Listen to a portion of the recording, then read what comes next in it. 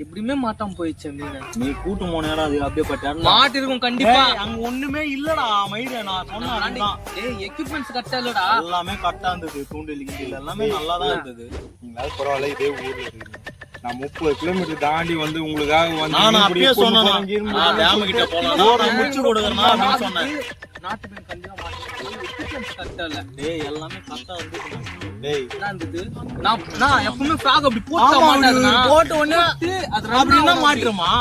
நம்ம ஃப்ராக் தான் மாட்டோம் பண்ணுவாங்க பா உனக்கு. ஃப்ராக் யாரா வலிப்பாங்க அண்ணா தூண்டில் இல்ல எப்படினா நான் வலிக்கிறேன். எப்படினா பண்ணுவாங்க ஃப்ராக் போட்டா? ஏதோ ஒன்று ரெண்டு பேரும் இல்ல நான் அவங்க கூட்டு போன இடத்துக்கு மட்டும் நான் அதெல்லாம் அந்த இப்போ என்னப்பா உங்களுக்கு அந்த வந்து ஆன்லைன்ல வந்து அது என்னதான் பிடிக்க முடியும். அது இருந்தா அது எல்லாமே பிடிப்பேன் நான். கத்துன ஒரே வார்த்தை நம்ம போன ஸ்பாட் தப்பு.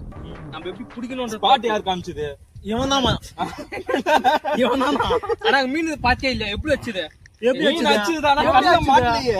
மாட்டலன்னா நம்மள எக்யூப்மெண்ட்ஸ் கரெக்டா இல்ல. டேய் டேய் அது மேல குறைச்சா மீன் அப்படின்னு சொன்னியா? மீன் பிடிக்கிறவன் எப்படி வேணாலும்